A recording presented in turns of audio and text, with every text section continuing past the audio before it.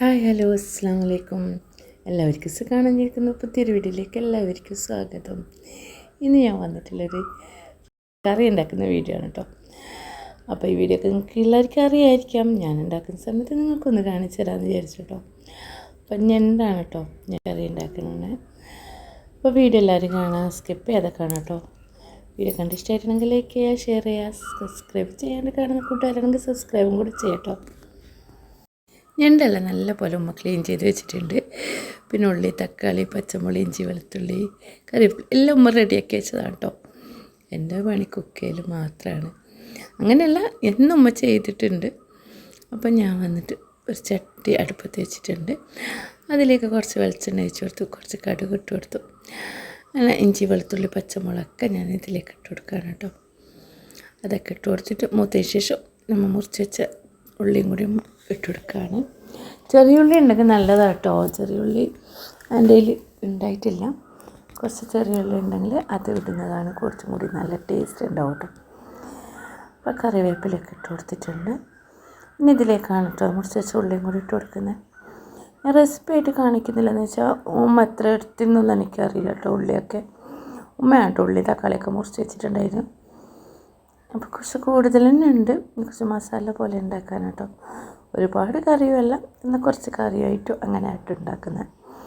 ഇവിടെ എല്ലാവർക്കും ഇഷ്ടമാണ്. പക്ഷേ നിഷാദ് കൂട്ടില്ല, നിഷാദിന് ഇഷ്ടമല്ല കേട്ടോ. ബാക്കി എല്ലാവരും കൂട്ടും. ഞാൻ ഉള്ളി ഇട്ടതിന് ശേഷം കുറച്ച് ഉപ്പും മഞ്ഞൾപ്പൊടി ഇട്ട് കൊടുത്തിട്ടുണ്ട്. ഒരുപാട് വാടി കിട്ടുമെന്ന് വേണ്ട, ജസ്റ്റ് ഒന്ന് വാടി വന്നാൽ മതി കേട്ടോ. നമുക്ക് പൊടികൾ ഇട്ട് കൊടുക്കാം. മുളക് പൊടി, പിന്നെ കൊത്തമ്പാരിപ്പൊടി, ഗരം മസാലപ്പൊടി, കുരുമുളക് പൊടി അതൊക്കെ ഇട്ട് കൊടുത്ത് ഒന്നുകൂടി വാട്ടിയെടുക്കുക കേട്ടോ. ഒന്ന് പച്ചമണം മാറുന്നവരെ ഒന്ന് വാട്ടിയെടുക്കുക. അതിന് ശേഷം നമ്മൾ തക്കാളി ഇട്ട് കൊടുക്കുന്നത് കേട്ടോ. തക്കാളി ഇട്ട് കൊടുത്തതിന് ശേഷം ഒന്ന് രണ്ട് മൂന്ന് പ്രാവശ്യം ഇങ്ങനെ ഇളക്കുമ്പോഴേക്കന്നെ തക്കാളി പെട്ടെന്ന് തന്നെ വെന്ത് കിട്ടും കേട്ടോ. തക്കാളിയൊക്കെ നല്ല പോലെ വെന്ത് വന്നിട്ടുണ്ട്. ഇനി അതിലേക്ക് നമുക്ക് മുറിച്ച് വെച്ച ഞണ്ടും കൂടി ഇതിലേക്ക് ഇട്ട് കൊടുക്കുക കേട്ടോ. ഈ ഞണ്ട് കറി ഇഷ്ടമില്ലാത്തവരൊന്ന് കമൻറ്റ് ചെയ്യണം കേട്ടോ. ഇഷ്ടമില്ലവരും ഇഷ്ടമില്ലാത്തവർ കേട്ടോ. അപ്പം ഞണ്ടൊക്കെ ഇട്ട് കൊടുത്തിട്ട് ഒന്ന് ഇളക്കി കൊടുക്കണം. ഫോണും കയ്യിൽ വെച്ച് ഞങ്ങൾക്ക് ഇളക്കാൻ പറ്റിയിട്ടില്ല കേട്ടോ. അപ്പോൾ ഫോൺ ഓഫാക്കി ഞാൻ ഫുള്ളായി ഇളക്കി കൊടുത്തിട്ടുണ്ട്.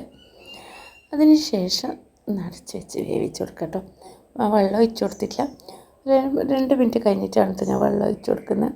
മറ്റേ ചൂടുവെള്ളമാണ് കേട്ടോ ഒഴിച്ച് കൊടുക്കേണ്ടത്, പച്ചവെള്ളമല്ല, ചൂടുവെള്ളമാണ് കേട്ടോ ഒഴിച്ച് കൊടുക്കുന്നത്. അങ്ങനെ കുറച്ച് വെള്ളം ഒഴിച്ച് കൊടുത്ത് എല്ലാം കൂടി ഒന്ന് ഇളക്കി സെറ്റാക്കി വെച്ചിട്ടുണ്ട്.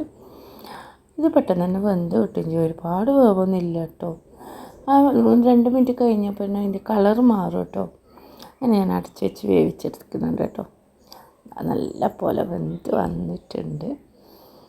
ഞാൻ പറഞ്ഞല്ലോ, ഫ്രൈ ആയിട്ടൊന്നും ഞാൻ എടുക്കണേൽ കുറച്ച് ഗ്രേവിയോടെ തന്നെയാണ് കേട്ടോ ഞാൻ ആക്കിയത്. ഇനി ലാസ്റ്റ് ഞാൻ കുറച്ച് കുരുമുളക് പൊടിയും കുറച്ച് മസാലപ്പൊടി ഇട്ട് കൊടുത്ത് വേപ്പില ഇട്ട് കൊടുത്ത് ഒന്ന് ഇളക്കി കൊടുത്തതിന് ശേഷം നമ്മളെ കറി റെഡി ആയി കേട്ടോ. ഇത് ചോറിനും അപ്പത്തിനും എല്ലാത്തിനും നല്ല ടേസ്റ്റാണ്. ഏറ്റവും ബെറ്റർ ചോറിനാണ് കേട്ടോ. നല്ല കുറച്ച് എരിവ് കൂടുതലും വേണം കേട്ടോ ഈ കറിക്ക്. നല്ല ടേസ്റ്റാണ്. ഇനി ഇതുപോലെ ഉണ്ടാക്കിയിട്ടില്ലെങ്കിൽ ഉണ്ടാക്കി നോക്ക് കേട്ടോ. ഒരു പ്രാവശ്യം ഇതുപോലെ ഉണ്ടാക്കി കഴിച്ച് നോക്ക്. അടിപൊളിയാണ് കേട്ടോ. ഈ വീഡിയോ എല്ലാവർക്കും ഇഷ്ടമാവുമെന്ന് വിചാരിക്കുന്നു. പുതിയൊരു വീഡിയോ ആയിട്ട് വരുന്നത് എല്ലാവർക്കും അസ്സലാമു അലൈക്കും.